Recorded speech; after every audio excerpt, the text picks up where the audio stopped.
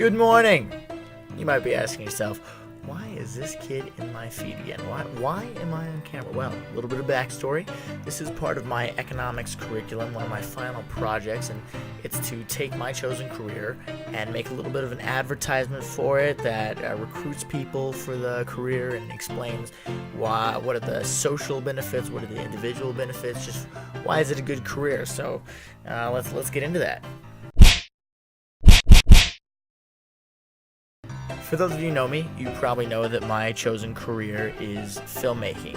I'm a little bit more drawn to acting, but filmmaking as a whole is what I chose in my career. So let's start off with an opinion. I think that film is great. I think it's really great. I think the potential to distract and potentially transport people to a different place for a couple hours, to give them someone to root for, someone to stand against, to give them emotional connection, and to just take them on a journey.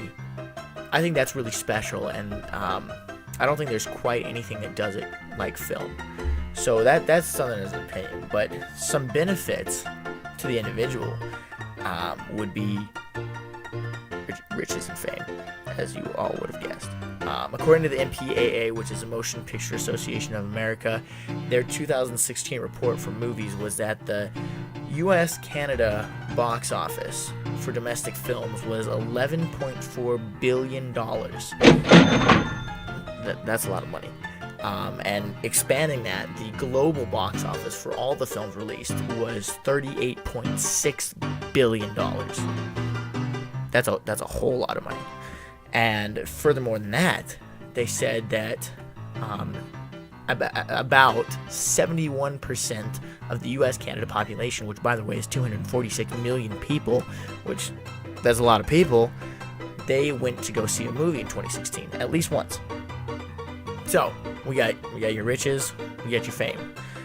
It's $11.4 billion and 246 million people see your name or face in the movies. But more than that, what I want to emphasize is the social impact. And last year around March, Huffington Post released an article called Social Impact Entertainment: Can Cinema Change the World?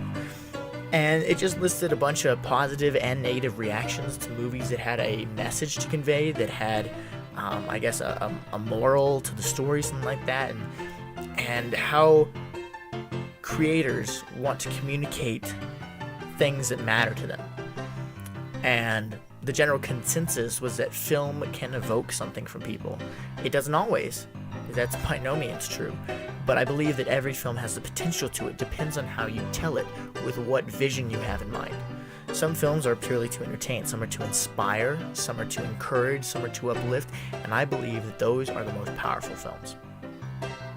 And that, I think, is another thing that's so special about film, is you have the opportunity to reach people on a large scale, so much of a large scale, to impact them, to affect their lives, and to make a difference in the world. If you are passionate about something and you have a story to tell, then I think that film is a great way to do that. And you don't have to be on screen, you don't have to be behind the camera.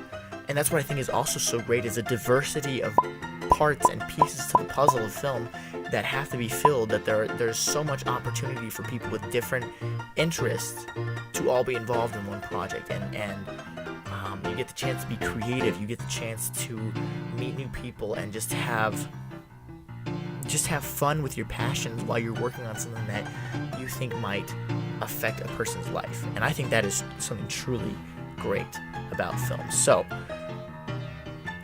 the assignment was to keep this as short as possible, and I've already gone a lot over that time limit, so I'm going to end it there. But if any of you out there are thinking about anything that could be related to film, I'd encourage you to go for it, to get in there and to chase after what you're passionate about.